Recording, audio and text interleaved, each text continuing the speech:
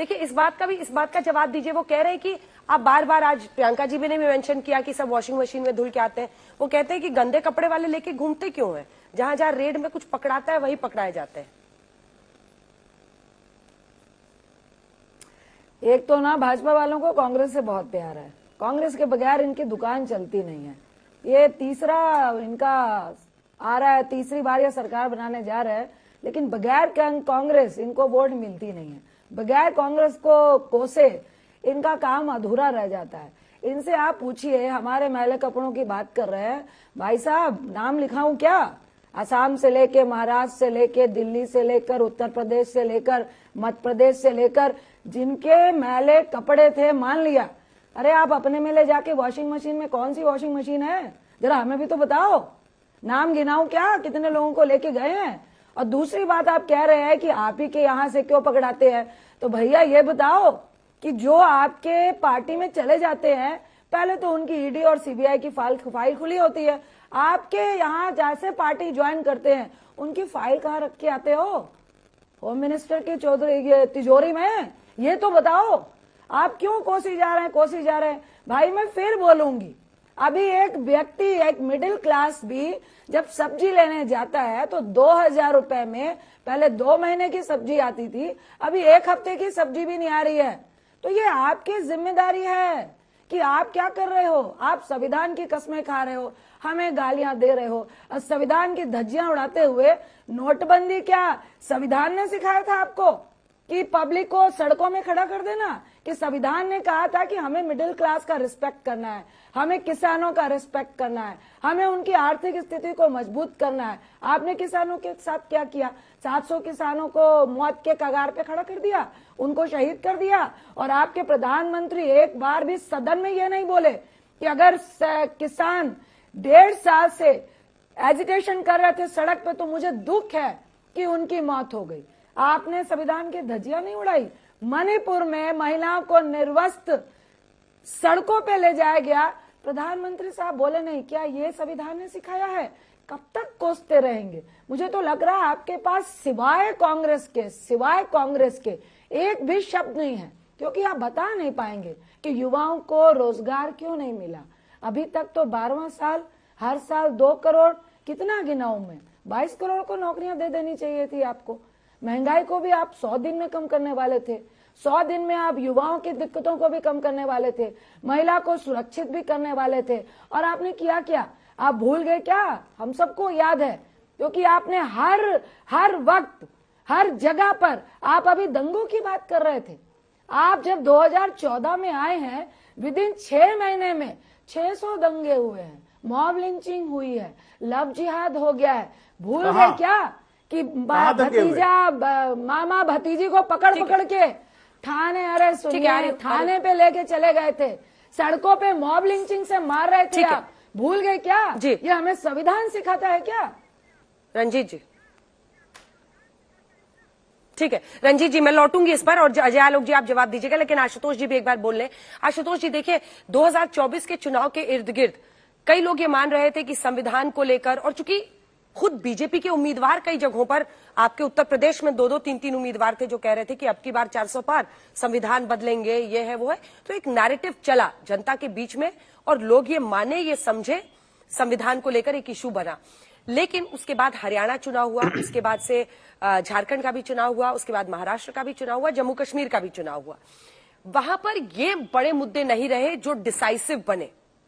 मतलब मैं ये कह रही हूं कि वहां पर जो स्थानीय मुद्दे थे, या जो महिलाओं की स्कीम थी, लाड़की बहन योजना या मैया योजना, ये सारी स्कीम ज्यादा चली। हरियाणा में भी वो नैरेटिव नहीं चला, जबकि लोकसभा में 5x5 हो गया था, सिर्फ ये मानते हुए कि संविधान को लेकर एक बड़ा इशू बना था। ऐसे में क्या संविधान पर बीजेपी को घेरना अभी भी फायदे का एक सौदा है विपक्ष के लिए, या आप लोगों को गेम प्लान चेंज करना चाहिए? और पॉलिटिकली अगर आपको एक एज चाहिए बीजेपी के खिलाफ, तो आपको अभी भी महंगाई, बेरोजगारी या संभल जैसे मुद्दे, इन पर ज्यादा फोकस करना चाहिए? एक एनालिटिकल सवाल है ये मेरा। बिल्कुल सही है। देखिए अंजना जी, देखिए संविधान को बदलने की बात या संविधान में बदलाव करने की बात, ये भारतीय जनता पार्टी के नेताओं, उनके एमपीज के द्वारा ही बात उठाई गई थी। विपक्ष में या इंडिया गठबंधन की तरफ से कहीं पे ये स्वर तक नहीं आया था। चाहे आप अयोध्या के एमपी हो, चाहे भारतीय जनता पार्टी के संगठन मंत्री हो, उन्होंने ये बातें बढ़ाई और गाहे बिगारे कहीं ना कहीं इन्होंने ये बात को बोला कि हमको बड़े मैंडेट, बड़े तस्वीर बदलने के लिए बड़ा मैंडेट चाहिए और संविधान को बदलने के लिए हमको 400 पार का नारा दिया था। तभी इंडिया गठबंधन ने वो चीज उठाई थी। हमारे लिए मुद्दे तब भी महंगाई थे, बेरोजगारी थे और संभल जैसी घटना, चाहे हाथरस जैसी घटना, वो हमारे लिए मुद्दे रहे हैं। लेकिन ये तो भारतीय जनता पार्टी ने खुद अपने आप को दिया, विपक्ष को दिया हथियार था, हम उसको क्यों नहीं उठाएंगे। और हम किसी भी कीमत पे संविधान से छेड़छाड़ तो करने भी नहीं देंगे, ये उसमें ना रहे कि कुछ हो सकता है। लेकिन एक बहुत बहुत वाजिब सवाल भारतीय जनता पार्टी के ऊपर है कि पिछले 10 साल से आपकी सरकार चल रही है। एक बात मुझे समझ में नहीं आ रही है कि आप लगातार नेहरू जी को कोसते हैं। जब भी मोदी जी खड़े होते हैं तो नेहरू जी को, इंदिरा जी को या समाजवादी पार्टी की सरकारों को कोसते रहते हैं। एक बात आप बताइए इस देश को कि इसके पहले की सरकारों में 1962 का भी लड़ाई हुई, 65 की लड़ाई हुई, 71 की लड़ाई हुई, प्लेग आया, मलेरिया आया, हैजा, टीबी जैसी बीमारियां हुई, उसका मुफ्त इलाज भी हुआ करता था, पूरे देश में टीकाकरण भी हुआ करता था। लगातार मुफ्त टीकाकरण हम हर जगह हमने देखा है और आपके खिलाफ खरबों का घोटाला भी हुआ करता था, भ्रष्टाचार भी खूब होता था। सरकारी अस्पताल तब भी फ्री मिलते थे, स्कूल तब भी फ्री थे, सरकारी नौकरियों की कोई कमी नहीं थी, भत्ता हमेशा हमेशा बढ़ता था, 131% तक भत्ता दिया। हम लोगों का एलपीजी सिलेंडर कभी भी 1000 के पार नहीं गया, पेट्रोल कभी भी जो है 100 के ऊपर नहीं गया, देश की जीडीपी 8% तक गई। फिर आपके दिव्य महापुरुष आ गए और देश में सारा काला धन वापस आ गया। नोटबंदी से लगता है आपने पूरे देश को बदल दिया, चोरों की सरकार हट चली गई, अब आपकी बिल्कुल अमृतकाल आ गया है और आज सारी सरकारी नौकरियां चली गई, एनजीओ से पैसा लेके लोग भाग गए। आप, हमारे जितने पड़ोसी हैं वो आपको लाल आंखें दिखा रहे हैं, आप आके चाइना के साथ झूला झूल रहे हैं, पाकिस्तान में जाके आप बिरयानी खा रहे हैं। ये कौन सा अमृतकाल आ रहा है? हम सब के जीवन में जो चेंजेस आए हैं वो आप बैठे हो, चाहे हम बैठे हो, चाहे अंजना जी हैं, महंगाई एक सबसे बड़ा कारण है। क्यों पिछली सरकारों में नहीं था? क्योंकि वहां दूरदर्शिता थी। क्यों आपके वहां है? क्योंकि आपके यहां हठ धर्मिता है, जिद्दीपना है आपके वहां। सुनेंगे नहीं, 15 दिन से सदन चल रहा है, 15 मिनट आपके महापुरुष आके नहीं बैठ सकते। क्यों बैठेंगे? क्योंकि बड़े बड़े विपक्षी नेता बोलेंगे तो सुननी पड़ेगी, कैमरा जाएगा तो लोग हंसेंगे। इसका जवाब आपको देना पड़ेगा देश को। कब तक आप भागते रहेंगे? और फिर मैं आपके, अंजना जी, आपके सवाल के बाद आता हूं। संविधान पे होने वाला एक एक इनका प्रहार समाजवादी पार्टी अपने सीने पे खुद झेल सकती है और इनको जितनी ताकत होगी उतना तोड़ने में सक्षम है। 2024 तो अभी बानगी है, आगे 2027 में देखिएगा। हम और प्रदेशों की बात नहीं कर सकते, स्थानीय मुद्दे हो सकते हैं, लेकिन उत्तर प्रदेश की हम गारंटी लेते हैं, इनको बताएंगे कि संविधान से छेड़छाड़ कभी भी बर्दाश्त नहीं होगी। अजय आलोक जी, आप इसका जवाब दीजिए। जो आरोप वो तमाम लगा रहे हैं उसका, और साथ ही प्रश्न सीधा आपके अमृतकाल पर पूछ रहे हैं, वो अमृतकाल पर। हाँ, अमृतकाल को वो क्या समझेंगे जो जीवन भर जहरी में रहे हों और जिनकी जुबान पे ही जहर हो, दिमाग में भी जहर हो, उनको अमृत का टेस्ट अच्छा नहीं लगता है, इसलिए अमृतकाल इनको समझ में नहीं आएगा। और मुझे आश्चर्य लगता है कि नेशनल टेलीविजन पर बैठ के पिछली सरकारों का ब्यौरा भूल जाते हैं। हमारी सरकार में तो इन्फ्लेशन डिजिट कभी डबल डिजिट पे गया नहीं है, पिछली सरकारों में कभी डबल डिजिट से नीचे उतरा नहीं, और हमें ज्ञान दे रहे हैं यहां पर बैठा के। आपको दोनों को समस्या कि आप कहते हैं कि क्यों कोसते हैं कांग्रेस को, क्यों कोसते हैं समाजवादी को? किसको कोसें? किसको कोसें? नहीं, किसको कोसें? जाके चाइना में People's Party, China Republic Party को कोसें? किसको कोसें? कम्युनिस्ट पार्टी को कोसें? पाकिस्तान में जाके इमरान खान की पार्टी को कोसें? किसको कोसें? इस देश की दुर्दशा के जो बीच में क्यों बोल रहे हैं? इस देश की जिसने दुर्दशा की, उत्तर प्रदेश की जिसने दुर्दशा की, कोसेंगे तो उसी को। हम क्या कोस रहे हैं? जनता ही कोस रही है ना आप लोग को। आपके ये तो कुकर्म है भाई साहब, सुकर्म है क्या कुकर्म है जो आप मानिए? क्या आप इतने दिन से सत्ता से दूर है? आंशिक सफलता क्या मिल गई? गलत नैरेटिव चला के उत्तर प्रदेश में ऐसे उछल रही है, ऐसे पता नहीं क्या हो गया। अभी उपचुनाव का रिजल्ट देखा नहीं, लगता है भूल गए हैं। कांग्रेस, रंजीता जी आप कह रही है कि कांग्रेस की याद आती है कोसने के लिए। बताया कि आप हाथ उठा रहे हैं। 65 साल का इतिहास है आपका, 65 साल का इतिहास है, ज्यादा पीछे नहीं जाना है। हम तो 10 साल से सत्ता में है, लेकिन हम कंपेयर किससे करेंगे अपने 10 साल के शासन को? हम जाके शी जिनपिंग से कंपेयर नहीं कर सकते ना, हम बराक ओबामा से या जाके मोहम्मद इनू से कंपेयर नहीं करेंगे, हम कंपेयर करेंगे यूपीए से ही। जहां पॉलिसी पैरालिसिस थी, जहां निर्णय नहीं होते थे, जहां करप्शन का बाजार था, जहां एफडीआई जीरो थी, जहां पे कोई भी चीज प्रधानमंत्री का पद जीरो था, एनएससी चलाती थी सोनिया गांधी, सुप्रीम कमांडर थी, जहां पे ओलंपिक गेम के इन्विटेशन के लिए सोनिया को बुलाया जाता था, देश के प्रधानमंत्री को नहीं बुलाया जाता था। हम किससे कंपेयर करेंगे? हम आप ही से कंपेयर करेंगे मैडम, हम दूसरे देशों से कंपेयर नहीं करेंगे। और हमारे जो कार्य है ना, हमारे जो कार्य है वो जो कंपेयर करने के लिए, जब आज से 20-30 साल के बाद अगर कोई और सत्ता में आएगा तो वो हमसे कंपेयर करेगा, लेकिन जब तक देश की जनता हमें मौका दे रही है हम ही रहेंगे ना। तो आप इसे खींच क्यों? इसका जवाब, ये सच्चाई है, इसका सामना कीजिए। चुनाव में आप हार गई हैं। रंजीत जी इसका जवाब दीजिए। वो कह रहे हैं कि अरे इंडिया में चुनाव लड़ना है, आप सबसे बड़ी पार्टी है, तो आप ही से मुकाबला है, तो आप ही को तो कोसेंगे। एक तो ये दिखा रहे हैं कि ये बेचैन है, तीसरी बार आने के बाद भी बेचैन है। आपने पूरे देश को भय दिखा रहे हैं वोट के लिए, लेकिन असल में आपको हम लोगों की जो नीतियां है ना उसका भय है कि एक ना एक दिन हम आएंगे।